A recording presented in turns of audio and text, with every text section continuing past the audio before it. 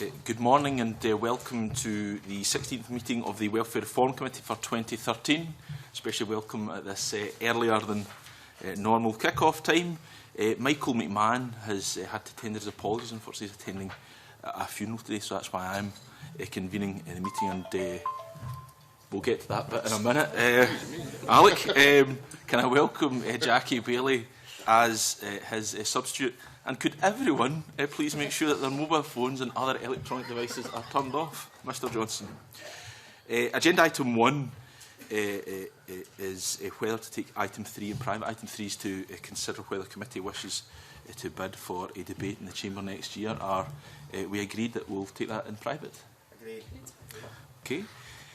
Can I welcome the Minister for Housing and Welfare to the committee?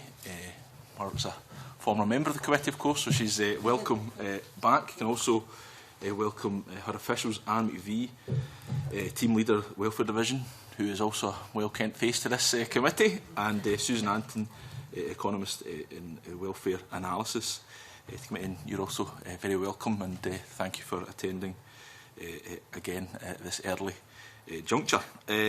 Item 2 is to take evidence from the Minister on 2 reports which the Government has produced: the gender impact of welfare reform and the initial report on the mitigation of welfare reform.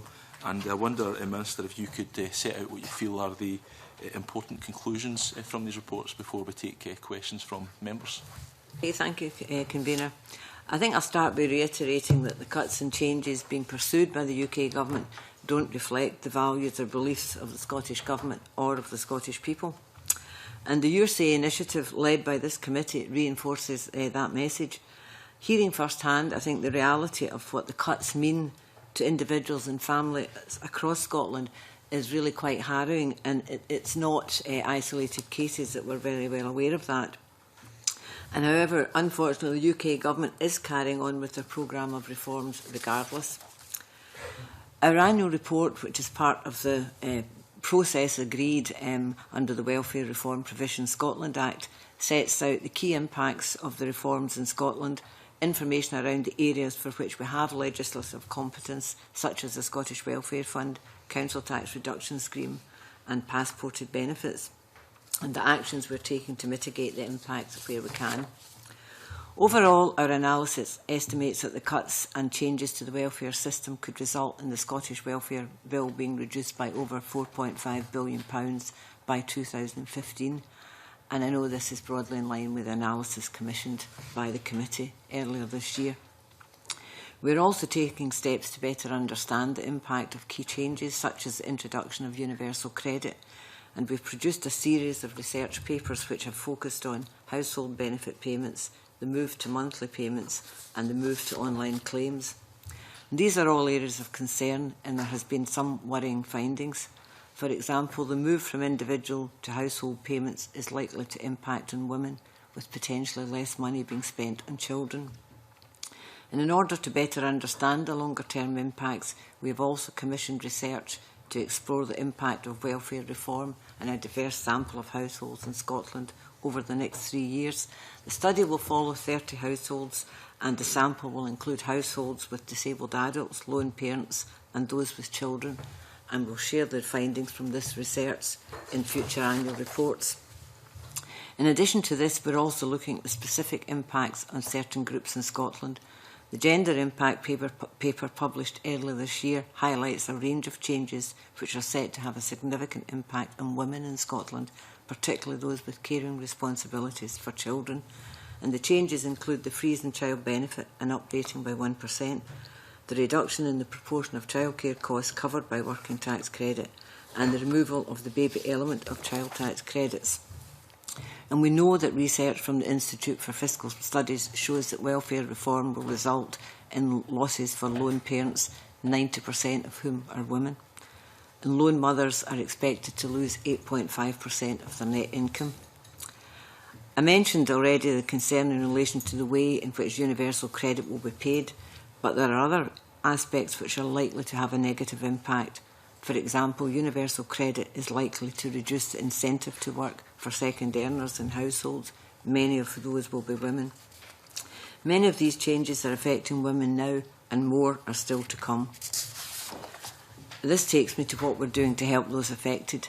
As set out in our draft budget, we'll invest at least £224 million over the period 2013-14 to 15-16 to limit the damage of Westminster's welfare changes in Scotland. And as members will know, we've made it very clear that the bedroom tax has no place in Scotland, but it's been forced upon us, and we're doing all we can to help those affected. And this includes providing an additional £20 million to local authorities this financial year for discretionary housing payments. And we've also committed up to £20 million in the next financial year. And this is the legal limit of our powers permitted by the UK Government, and local authorities now have £35 million to spend, and it's absolutely crucial the money reaches the people who need it most as soon as possible. We've also committed to continuing our investment in the Scottish Welfare Fund, giving a total fund of £33 million over the next few years. We've committed with our partners in local government to continue to invest in the council tax reduction scheme. And following the abolition of council tax benefit, our new council tax reduction scheme protects over 500,000 vulnerable people in Scotland from increased council tax liabilities. And I think it should be said that it's a stark contrast to the postcode lottery of localised council tax support schemes which now exist in England, as I know you've recently heard about. We are continuing to provide additional support for advice and services and provide the help for those affected, and we've provided funding over £7.9 million for advice services, which includes just over £5 million for Making Advice Work programme, which has already started to fund projects in Scotland. We continue to work closely with local authorities, third sector and a range of organisations in Scotland to bring together our collective efforts to mitigate where we can. However, with a fixed budget and limited powers, there is only so much we can do. And I firmly believe the Scottish Parliament should be in control of welfare matters in Scotland. We could then devise policies for the benefit of the Scottish people and create a welfare system that reflects our values and our beliefs. But meanwhile, we continue to do what we can within our existing powers and resources to help those most affected. Thank you. Thank you very much. Minister, I'll take questions from members. And Alex already indicated he wants to ask a question. If anyone else does, they can let me know. But just a few, I suppose, more procedural questions before we get into the nitty-gritty of it, arising from the initial report. You referred to the 4 local authority-led pilots that the Scottish Government funded at page 6 of the report. I'm just wondering if you could tell a little about where they are, what lessons have been learned, and if we as a committee are likely to see any form of report arising out of these pilots. Okay, well, the 4 pilots, one is in South Lanarkshire Council, Dundee Council, Aberdeenshire Council, and for the life of me, the other one has escaped me. But the 4 pilots, it's Glasgow in the libraries, it's Glasgow Council in the libraries, Glasgow City Council. Now, the pilots are with regulatory information, and they're looking together and working together, and that information we will share. We intend sharing all the information from the research with the committee, and the information will be made public. But at the moment, we're still gathering the data from it. We want any data that we pass on to actually be meaningful, have enough data to actually inform us and inform the committee and Parliament in what we're doing. So, yes, if there are any specific questions that the pilots, we can certainly do. Most are concentrating on the online, assisting people to be able to make online applications, to increase their IT skills, to make them used for employability skills in terms of job search. In some, it's about and indeed it's about better assessing when people come forward to move people to the appropriate advice sector that they perhaps need. So it's about making things quicker for people. So the pilots, and I visited 3 of the pilots so far, and certainly they are providing a very useful service. They are starting to be used now that benefit changes are coming in. Some took with a slow start, but they certainly are now moving forward, and any information and data that when we collect it together, the pilots' information is fed in regularly. They discuss the 4 pilots, and that will be passed on to the committee.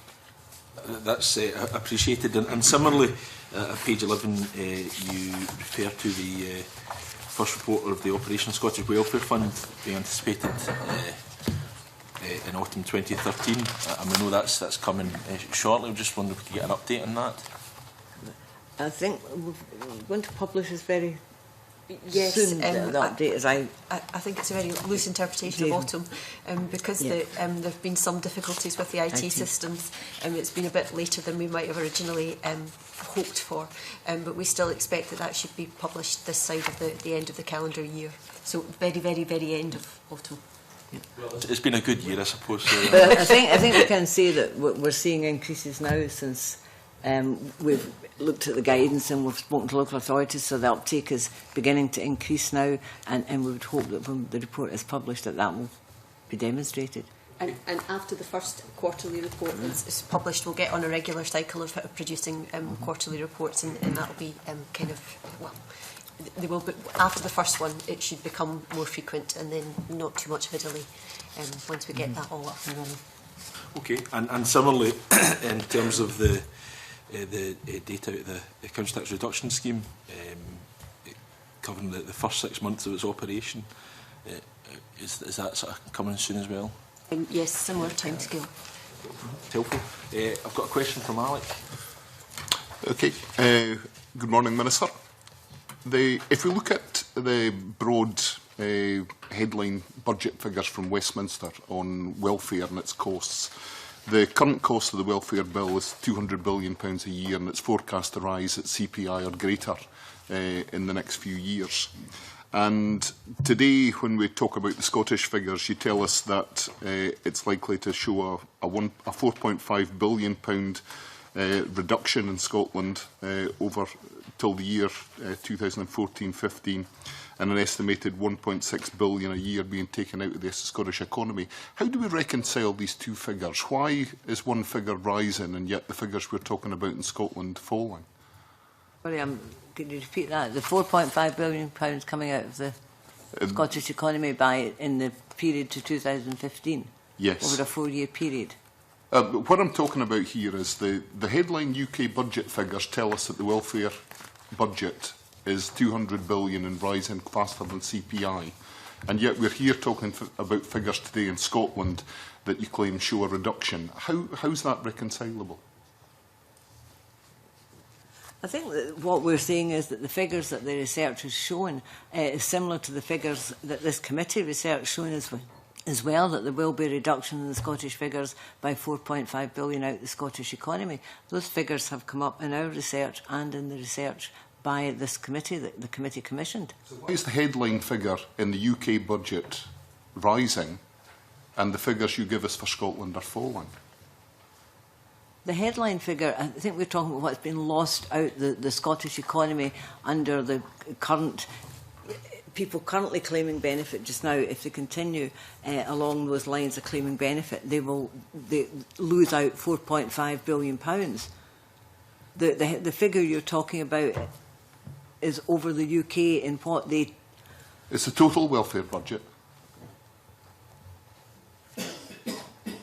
Is falling, are you telling me? The total welfare budget for the UK is projected to rise. Yeah, why are we talking about figures that are falling in Scotland? Okay, so the 4.5 billion relates to the cut as a result of the welfare reforms that the UK government has put in place, and there's a similar figure that would be applied to the UK government.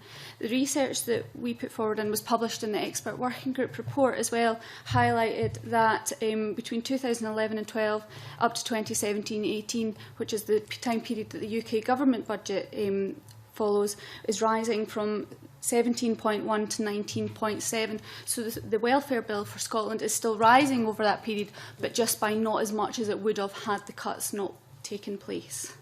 Yeah. I wanted to look briefly at specific areas. On page 5 of the report, there's reference made to universal credit. It tells us that around 720,000 households in Scotland will receive payments under universal credit.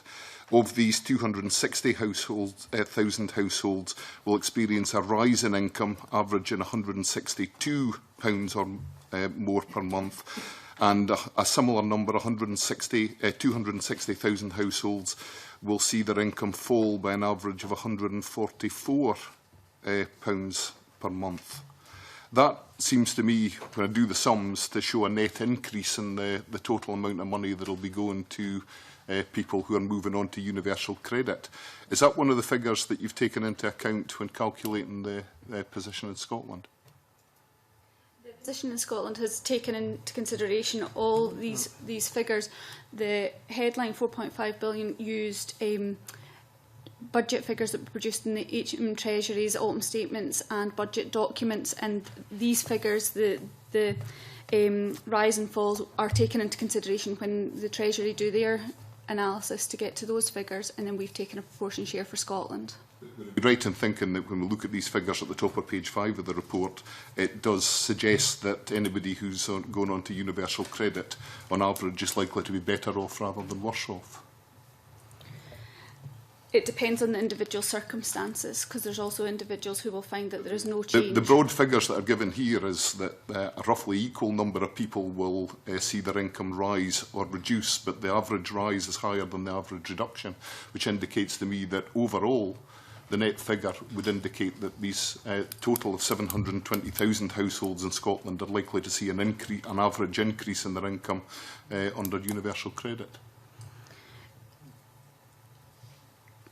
I mean, it's part of the issue here, though. I mean, 260,000 households have 260,000 households is 520,000 households, so there are another 200,000 households who are about the same that aren't accounted for here. No, so they are accounted for. They're just about the same. Well, before and I'm after. reading the paper as same as you, so can you respond to that?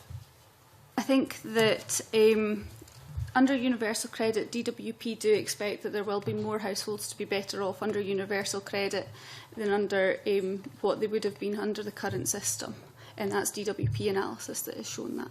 So and this is DWP analysis that you're referring to at the top of page 5 as well.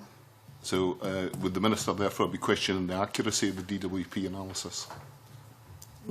No. Okay. Kevin. Thank you, Convener.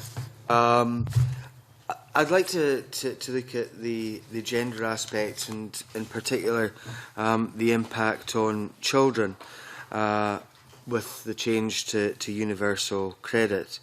And Oxfam expressed their concerns in response to the Welfare Reform Bill in 2011, and they said, including money for children and childcare costs in a single payment of universal credit is of particular concern, as research shows that money coming into the household through the purse, and they say that's the woman, is more likely to be spent on children's needs than money that comes in through the wallet, the man.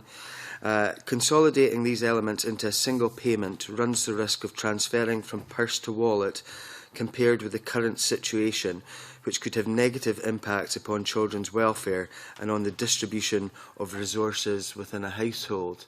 Can I ask the Minister if she has got any comments on that statement from Oxfam and whether she believes that this single payment is the right move for children, as we know that the vast bulk of these single payments are likely to go to fathers?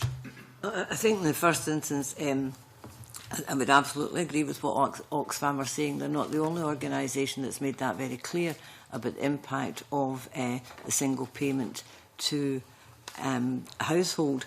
And I think it's absolutely right to say that from as far back as certainly I can remember, which is possibly more than many here, certain benefits were paid to the woman because it was always recognised that that's the way the money would get to the child. There was more chance of the money getting to the child being paid through the woman, and child benefit was always paid in that, when it was family allowance or whatever else it was called, was always paid in that way. It was paid to the mother.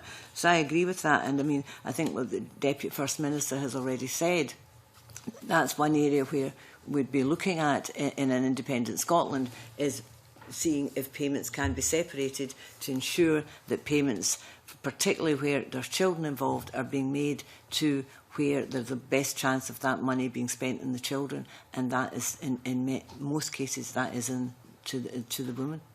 Thank you, Minister, and I'm glad for the clarification about an independent Scotland.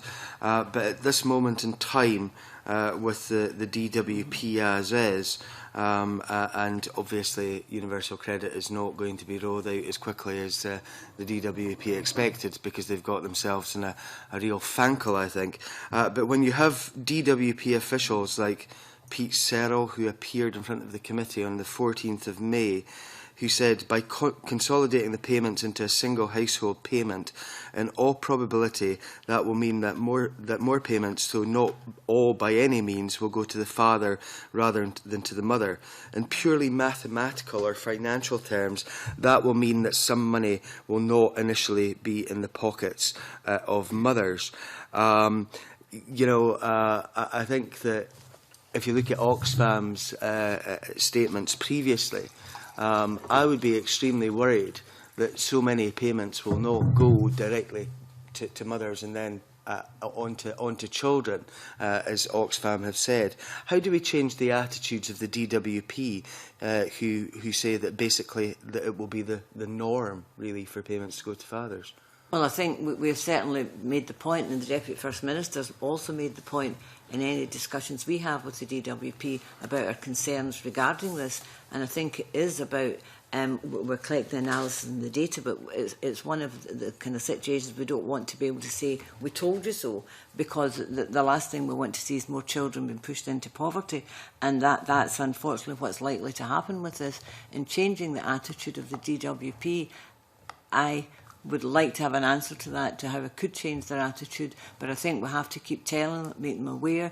I think the things that the committee are doing in terms of the stories, the real stories of people, when this starts to filter through, that mothers are not having the money in their pocket to be able to feed their children, I think that's the reality of what's going to happen.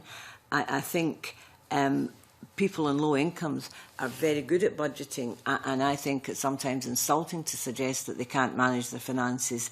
And one way of managing finances was the staggered benefit payments for people coming in at different times of the month. That people in low income budgeted very well on that and knew what to do, knew when the child benefit came in, what they were going to buy with the child benefit, when the income support came in a different day, how they could work with that. And I think this is just going to be another problem for people in low income, and how to manage it if it's been paid, particularly if it's been paid to the head of the household. And I think we have to, with the organisations like Oxfam, Save the Children, we should be saying as loudly as we can what our concerns are about this. There's genuine evidence there in the past that money going to the mother goes to the children. That evidence is there, and I think when it's known that that could change, when children should be the concern of all of us, is something that we've got to keep at the DWP about. Question, Convener, and that's round about universalism. We've seen a reduction of child benefit for households where an individual earns above 50,000, and removal where one of the individuals in the household earns above 60,000, and yet you can have households who are jointly earning just less than £100,000 who will still be entitled to the full benefit. Can I ask the Minister what she thinks of that changes, and whether she thinks that that is an attack on universalism for a benefit which was seen as being for all children? Absolutely, I think it is an attack on universalism, and I think tinkering with it in that way showed the reality of how a nonsense it is that you can have a family and £100,000 getting it, and yet someone else, perhaps a lone parent or one earner on £60,000 not getting the benefit. So I do think it is an attack on universalism, and I do think child benefit is something that was always appreciated as a universal benefit. People understood it, they pay their taxes, they know what to expect for it, and child benefit was one of the things to expect. So I think tinkering with it the way it's been done isn't actually helping anyone in this, and I very much support universalism for key benefits, child benefit being one of them. it would have been a benefit that would normally have been paid to the mother. Absolutely. Thank you, Minister. Thank you, Convener. Linda, then Ken. All right. Oh, well, that's quite useful. I've got something to follow on from what Kevin was asking about. I have had a couple of constituency cases that this would apply to, which have resulted in my having discussions with the likes of Women's Aid. And it's the point of view that not only are women disadvantaged by the way the welfare system is going, but there is a disproportionate disadvantage to, for example, women who perhaps fleeing violence when you have the single payment into the household, etc. And that coupled with the issues around bedroom tax for allocation of houses for refuges, dependent upon how they are acquired. And I wonder if I could have a general view from the Minister of the effects, not only on women being disproportionately affected, but women who are trying to flee violence, with or without their children. I think in terms of the women fleeing violence, that's something that has been highlighted and brought up, and something that's not hard to recognise can happen when it's a single household payment. I think even more than that, in any area where women have experienced either physical violence or mental violence, and very often it could be called financial violence, where if someone else has control of the finances and has control almost of that individual, the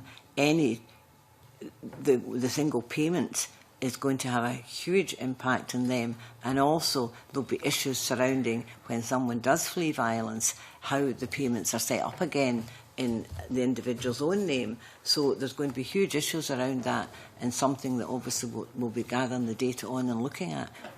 I see there real problems around that, and I see in the past experience seeing how difficult it's going to be for someone fleeing violence when the payment, which is their entitlement, is being paid to someone else, into someone else's bank account possibly, and trying to then get themselves set up again on their own right to claim benefits. I think that's just going to be an added problem for someone in those circumstances.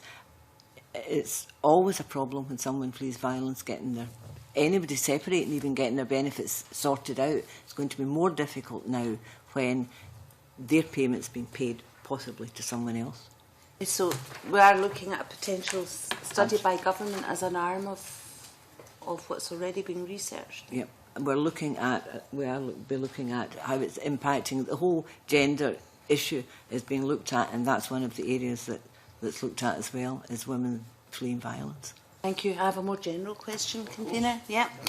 I was just interested, yet again over the last couple of days, we've had fairly substantial reports coming out. One about bedroom tax arrears. I think headed up by North Lanarkshire Council was the headline figures used there.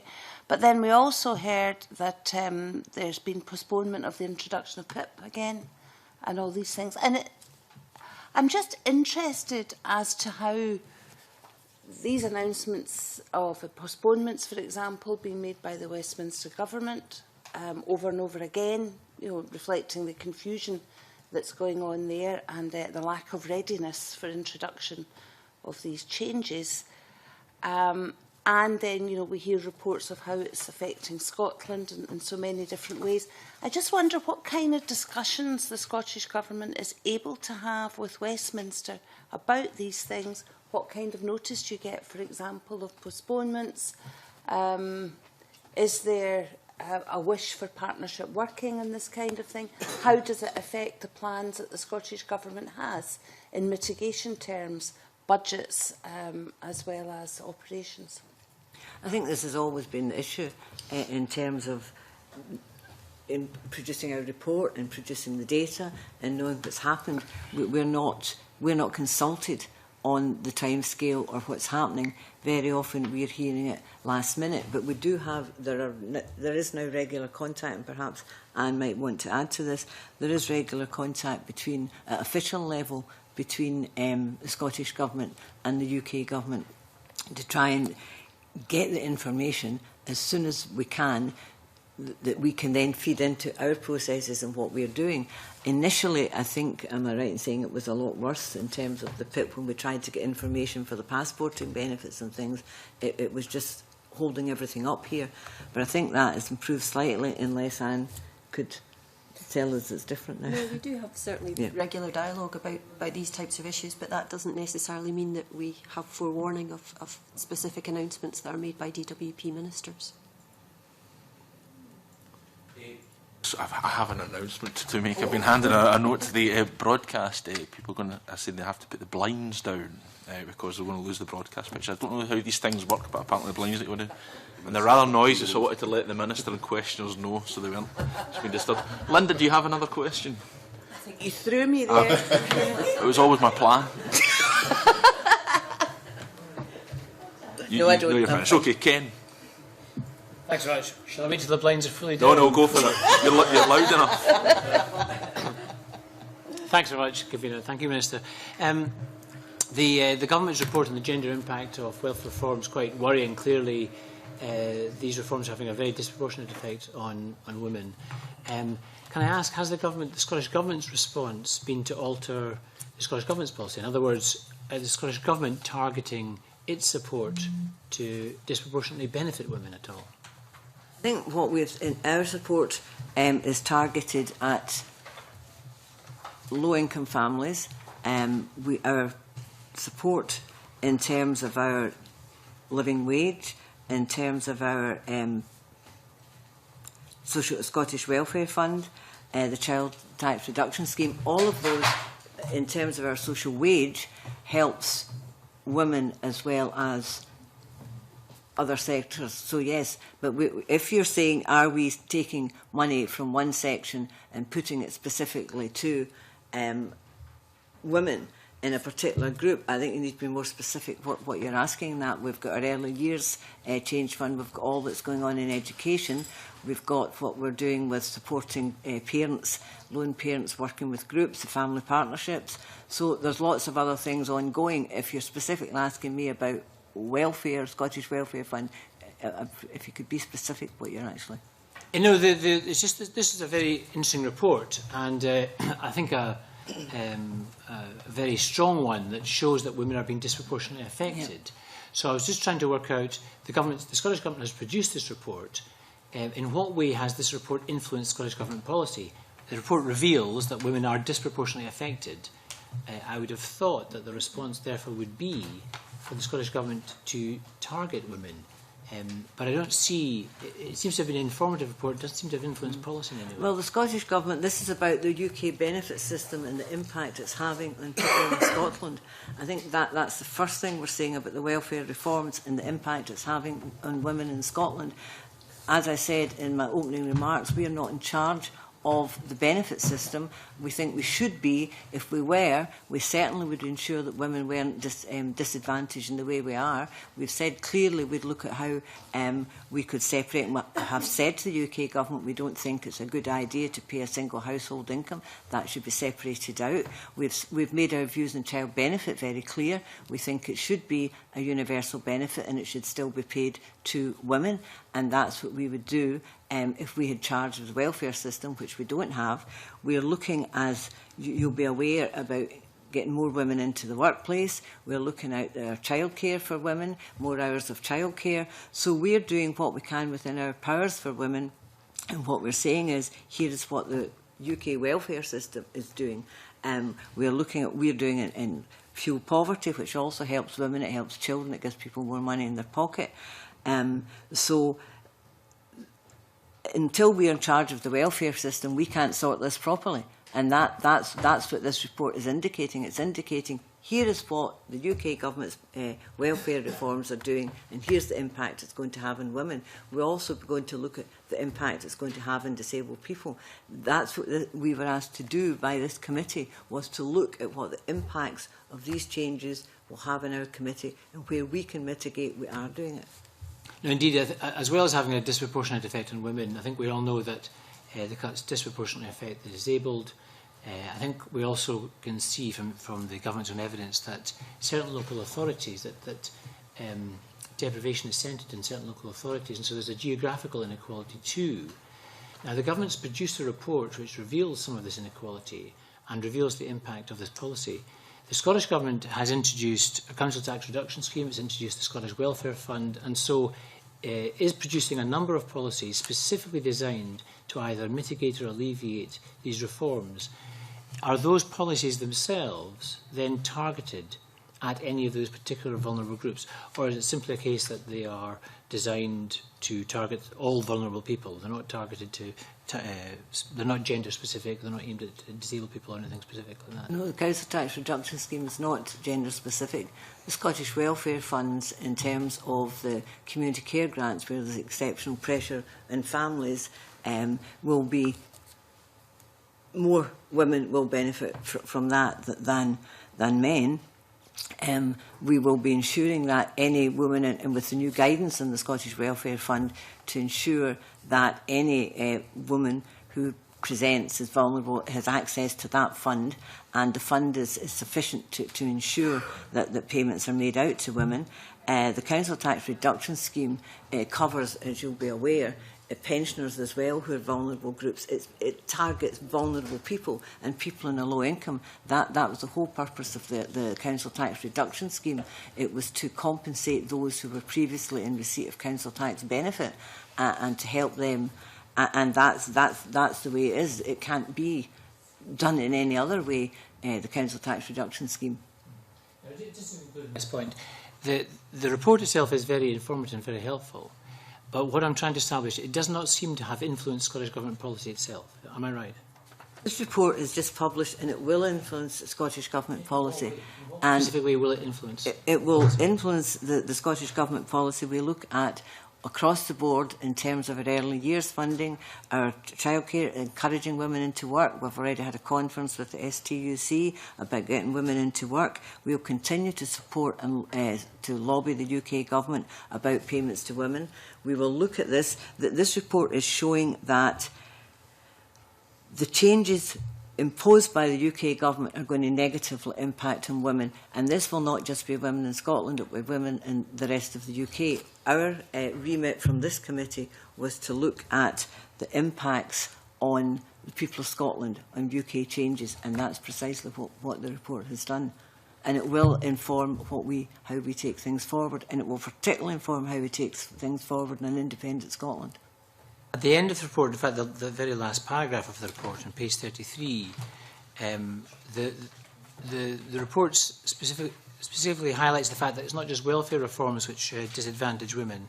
It says that because women make up the majority of the public sector workforce, they are more vulnerable to public sector job cuts, to wage freezes, reduction in working hours. Women are more likely to use public provided services, making them more vulnerable to cuts. And also spending cuts to care disproportionately affect women. All of these are directly controlled by the Scottish Government. Can I ask whether or not the Scottish Government is going to alter its policies in any of these areas to try and target and protect women rather than disadvantage them? The Scottish Government, in terms of, I mean, and I can't speak for Mr Swinney in terms of policy on women, but I think it's been said in more than one occasion within the Scottish Parliament about the concern we have about getting more women into work and keeping women that are in work, and the difficulty we have with some of the policies coming in from the UK is that there's not an incentive to work in some households now with a second earner, and that incentive won't be there, and we would wish that incentive to be there. And certainly this report will inform how we take forward our policy in getting women into work. Does the Minister recognise that the public sector job cuts implemented by the Scottish Government one, not the UK Government, the Scottish Government, have disproportionately affected women, that more women are now out of work in Scotland because of public sector job cuts in Scotland, which is a government policy? I don't think that's what this report is saying, and I don't have that information to say that. It does say it in the last paragraph, page 33. It says that in general, women, you're asking specifically about Scottish Government agencies, about the pay cuts and the women and that, and I don't have that information here. It's not part of my remit. I think what I'm trying to get at here is that there are the welfare cuts have disproportionately affected women, which I think the whole committee can agree is something to be abhorred and something that we should do something about. on top of but the government doesn't seem to be responding directly to that. It just seems to have produced an informative report, which it then says the UK government should respond to. On top of... Sorry to interrupt, but what I've said is that this report has been published. It will inform Scottish Government policy, it will inform our existing policy, and it will also inform our policies as we move forward towards the referendum. I don't want to suggest that this report is something that we have just published and put away in a cupboard or on a shelf. I did say that it will inform, it's recently published, and it will inform Scottish Government policy, and it's been looked at not just under housing and welfare, but all sectors of the Scottish Government will be looking at this report and how, if anything, we can change to make this better for women in Scotland. We have a concern about not just women in terms of the welfare reforms, but in terms of women in work, in terms of the responsibilities in childcare, in terms of women in housing. So all of that will be informed by this report. Well, I accept the Minister says it will be informed, but the Scottish Government has two very specific policies currently in place which are specifically brought forward by the Scottish Government to mitigate the welfare cuts. That is the Council Tax Reduction Scheme and the Scottish Welfare Fund. So these are two current policies being implemented by the current government, and yet they don't seem to be influenced by this report, and there's no plans. You're not outlining any plans to change that. What we're saying is, I think the committee is aware, the Scottish Welfare Fund, women in no way are going to be disadvantaged from the Scottish Welfare Fund. The guidance for the Scottish Welfare Fund has been agreed by the third sector, by local authorities, by COSLA and by the Scottish Government, and how the Scottish Welfare Fund will be distributed. And within that, women will benefit from the Scottish Welfare Fund and will benefit considerably from the Scottish Welfare Fund. There is £33 million, of which there's a considerable amount left. Women will not be excluded in any way. Women will be encouraged to make applications to the Scottish Welfare Fund. Local authorities are encouraged to ensure that women who approach them through social work or other sources have access to the Scottish Welfare Fund. So there is no suggestion that the Scottish Welfare Fund is not assisting or helping women, and is not targeted towards women and children as well, because children was a priority of the Scottish Welfare Fund. It was to ensure children don't go without. Can I thank the Minister? Sorry, Ken, you finished? Could I have one more question? Go for it. If I may. On a slightly different subject, the Scottish Government again has promised in the past, one of the downsides of this current recession, the difficulties and the cost of living squeeze, has been the opening of food banks across the country. Now, one of the Scottish Government's policies has been to commit to free school meals for everybody in P1 to P3. And Minister talked earlier, she still supports universalism, so she supports a universal free meal service for P1 to P3. But as far as I can see, there has been no progress, despite the promises in 2007-2010. The UK Government has just announced a substantial sum of money for this particular area. Does the Scottish Government intend to use it to expand free school meals in the early years? There are more children in Scotland now receiving free school meals than were previously under previous administrations. I think that's the first thing. And the second thing is that was announced recently by the UK Government, as you say, without any consultation of the Scottish Government, without any knowledge it's happening. But that is currently being looked at in terms of what the UK Government has said in free school meals, and that's been looked at within the Scottish Government as well, if there's anything further we can do. But I think absolutely repeat, there are more children getting free school meals in Scotland now than under previous administrations. Does the Minister want to see an expansion? Does the Minister want to see this money used for this particular area? This has been looked at. It's not in, I think it's education are looking at this currently. It's under education. I'm saying that if it can be done, we'll certainly be looking at it. We're looking at anything possible to help vulnerable children and to help women and children, particularly of vulnerable households. Thank you, Minister. It would also be helpful members could remember the individual ministerial responsibility here. Jackie. I'm happy to defer to Miss Ewing as a committee member because I think she indicated before me. No, she did not. No. Oh, excellent. Okay. So Thank you very much. I'm in control up here, Jackie. As a visitor, I don't want to overstep my welcome. Well, you're not, so on you go, Jackie. Thank you very much. I find the report very helpful, but also a bit frustrating because, and I accept this as an interim report, but it's not really as data-rich as I suspect you would want it, or indeed as up-to-date with some of the statistics. So I wonder in general terms what you're doing to rectify that. I hear what you say about the Scottish Welfare Fund, but will that detail in future be contained within the report? Equally, there's a section on passported benefits. Data on blue badges won't be happening until 2015. So where is the baseline that you're working from? You know, why, when it's things that we control, data is only available to 2011-12, and we don't have the data for 2012-13. So, you know, general issues about the report and whether you hope the content will be far more robust in future years. In the annual first report, yes, I mean, we don't have a lot of data at the moment, but what we've said and what I'll say clearly again is that we continue to build on that data. We'll share that data with the results with the committee. Any other information or progress we're making in anything, we've certainly got a sort of matrix of where we are in progressing certain things. We can share that with the committee. It is constantly being updated, and we want to get that. The data's got to be robust if it's to be meaningful, and that's what we're looking for. And in future reports, there'll be more information included. There'll be information on the research we're doing in the 30 families that we're following. All of that information will be shared with the committee and in the public domain.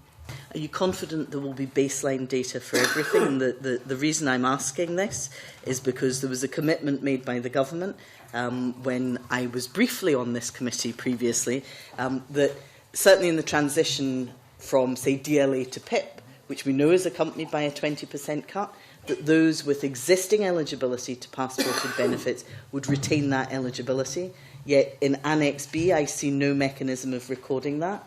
So I'm curious to know, one, how you're actually making that commitment real, and two, how you're recording it. Susan, do you want to?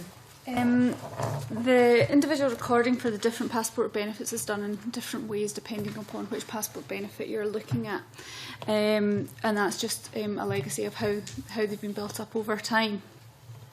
What we're trying to do from an analytical perspective is create a baseline data with the data that we have available. You mentioned obviously that data for 2011-12 was the latest that was available in this report. This report was published in June 2013, so there's not enough necessarily time for the data to be properly analysed and made sure that it's robust and quality assured really in time for that report. So that was one of our issues which we're constrained by. We are taking steps to ensure that at all stages we do produce a baseline for passport benefits, and we are sharing with the committee and in our annual report as much information as we possibly can and have available to ensure that there is a wide and rich debate about what the numbers are. I certainly think that's helpful, but my question was becoming more specific about a commitment that this government gave to this committee to maintain existing eligibility even if somebody didn't succeed in transitioning from DLA to a PIP, as one example. What I'm not clear about is how that commitment is being taken forward, how it's being delivered, and how it's being recorded. I'm not sure about the exact mechanism on how the DLA PIP Blue Badge interaction is working at the moment, but we can take that away and find out and get back to you if that would be helpful. The first question, I suppose, is a policy question. So whilst I accept and very much welcome your offer of clarity, I suppose the policy question is directed to the Minister about if we've made that commitment, which everybody agreed and welcomed, how is it being delivered? The PIP has been delayed. Am I correct? Yeah, that's not my question. But we have, and some of my colleagues, we've been at committee before to talk through the new criteria for passporting from PIP to blue badges and national concessionary bus travel. I can certainly, and these are based on the closest criteria that we have to the existing passporting arrangements mapped against a new PIP. So, you know, from a policy perspective, we have got as close a match as we can to the existing arrangements. So that's supplemented with the work that we're doing to gather what data we can to monitor the progress of that policy. So that's in hand. Right, forgive me for pressing the point, but the discussion was about people who currently have and how they, if they say you've got DLA and you qualify for Blue Badge or national concessionary travel, the commitment was made that if they did not make it onto a PIP, their existing eligibility would be maintained because the budget is already in place. It wasn't a budget cut or anything like that, and the government was able to do that. That is the cohort I'm asking about. So you're asking about the people that wouldn't necessarily kind of qualify through PIP? Yes, which was the commitment given to this committee. I think the commitment was to maintain access. So it wasn't what we thought it was? No, I think we've always been very clear that it's about maintaining access to passported benefits in you know, the equivalents to the current arrangements, which is what's been delivered. I can check with my colleagues about any specific arrangements for transitional protection, because that's effectively what you're talking about for people that might fall out of PIP. But I don't think we'll have had any of those yet because it hasn't been rolled out, and the rollout of PIP has been delayed further. So that situation hasn't arisen. But I can certainly check what the transitional arrangements will be.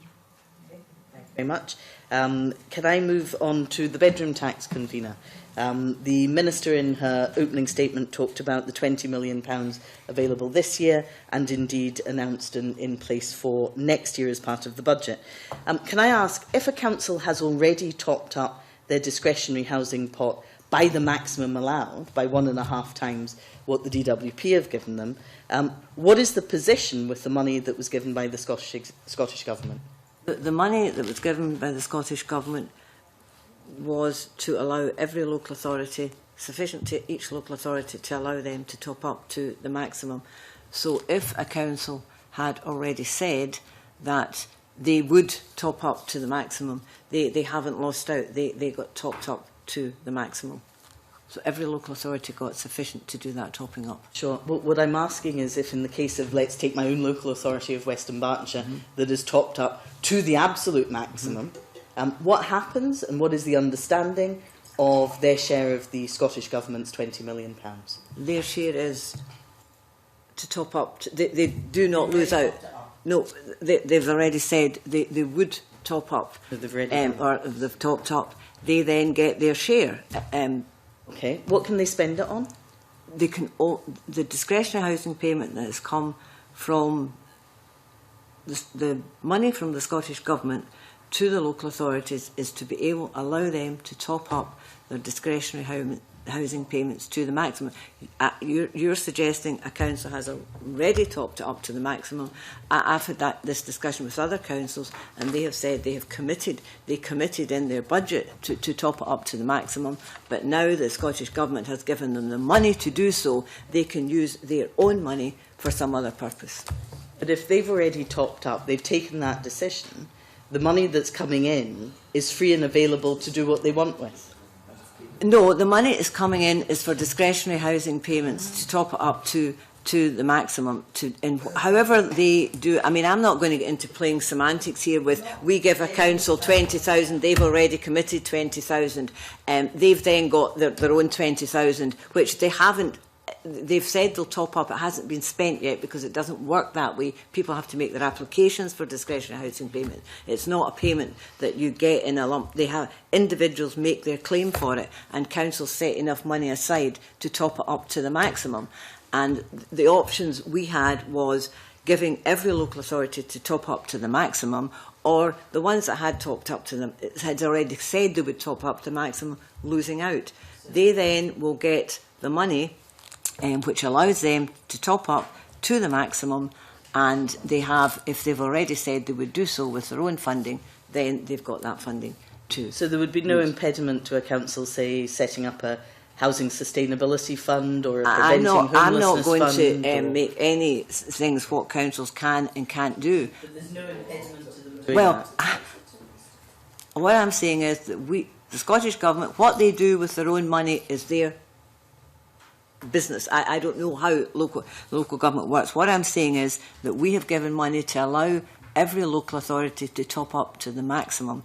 And what councils then do with their own money, or the money they had earmarked for that particular thing, is their Is the 20 decision. million, just so I understand this, is the 20 million specifically ring-fenced then?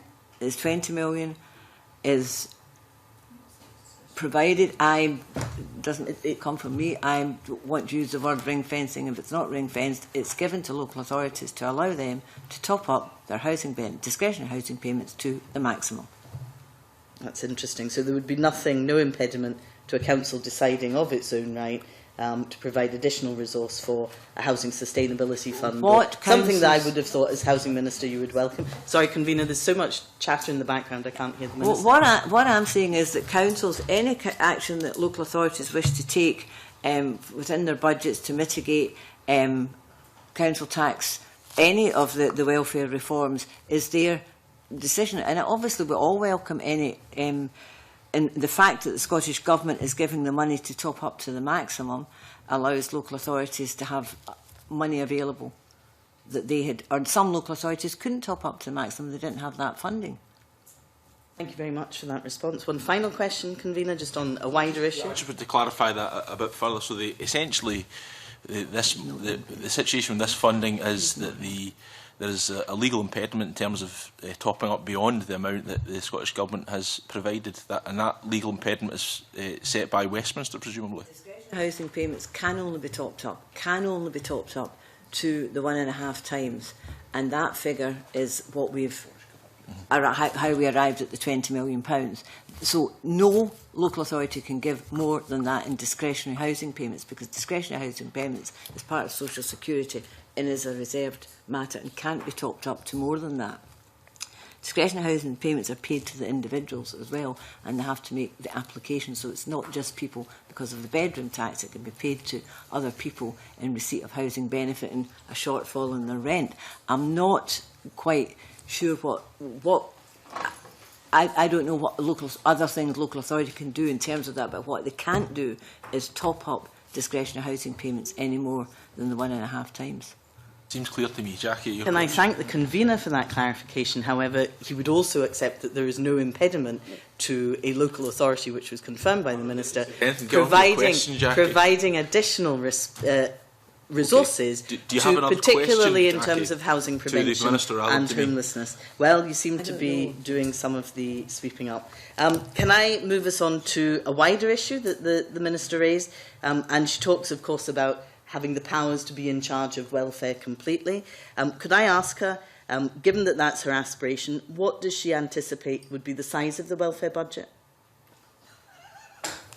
That's legitimate. Yeah, I think what we're saying here, the welfare budget that we currently spend in Scotland, we spend less of our GDP on welfare, and that is sustainable. We believe that is sustainable in an independent Scotland, and that's the figures that we're starting with, and that's our starting point. What we've said is, in an independent Scotland, we can look at how we can better tailor welfare with housing, with social services, with a preventative spend, with growing the economy, with getting people into work. So to ask me today what the welfare budget is going to be, and I don't know how many years' time, I can't answer that, but what I can say is that the budget that we're currently spending in welfare will still be available to be spent in an independent Scotland. I wasn't expecting the Minister naturally to come down to the last pound or penny. I would accept that, but does she envisage it being larger than it is now, or as she seemed to suggest, within the existing envelope? No, I think what we're looking at is we're looking at the existing envelope, and we're looking at if required and money has to be spent. For example, we have said quite clearly we'll abolish the bedroom tax in an independent Scotland.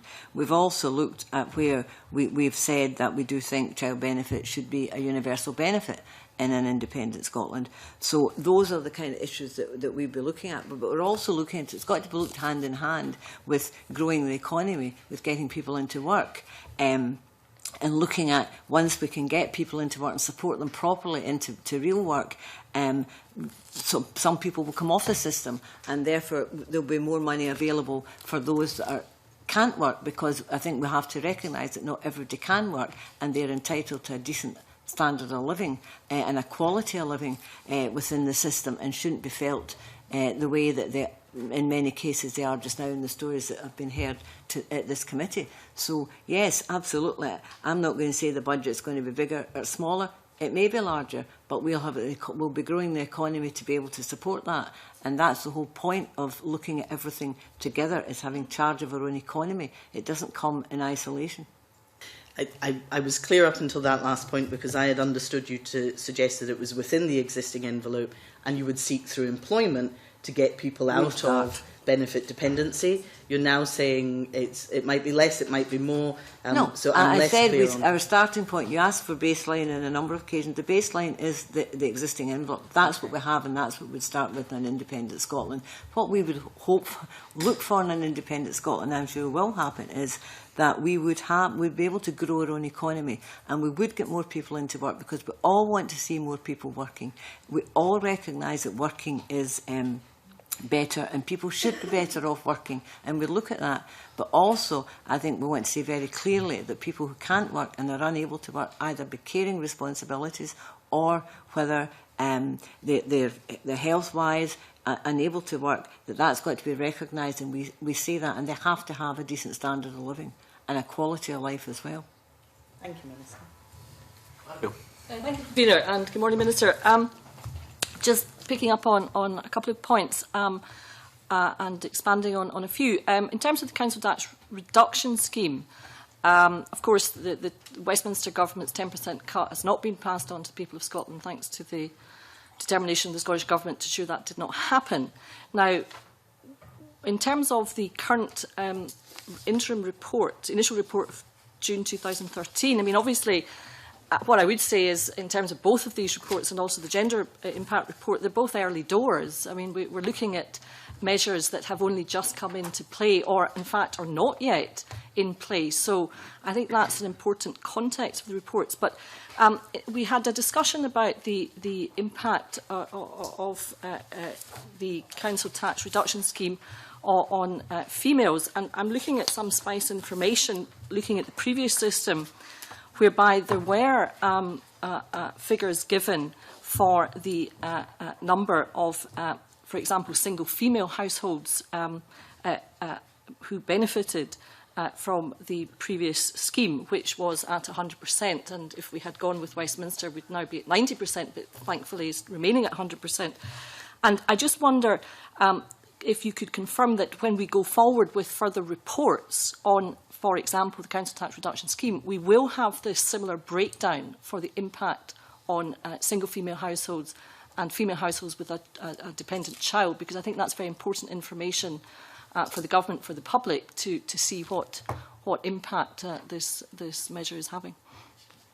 We can certainly, I think we can gather that, and we have some of that information, because in lots of the households in receipt of council tax reduction scheme, I think there's a higher percentage of women over 70 as well in that scheme, and women, I think, between age 44 or 35 to 44 in receipt of council tax reduction scheme. So yes, I think we can gather that information. Certainly we'll share it with the committee. That would be most helpful, because I think it is an important debate, and it is certainly useful to note the initial conclusions of the August 2013 Gender Impact of Welfare Reform report. I mean, when I read that, I was interested to read the report's conclusions, but of course I do refer back to the date of this report, which is August 2013.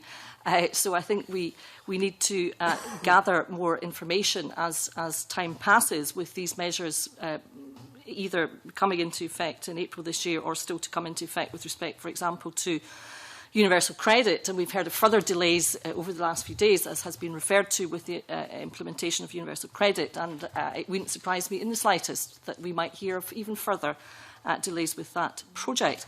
But in terms of the impact on gender, I think it's very important, and that was touched upon in our discussion thus far, to look at measures that already are being moved by the Scottish Government or are already in place, which do have a big impact, positive impact on females. And I'm looking, for example, at the first of its type in this Parliament since 1999 to move to 600 hours of childcare.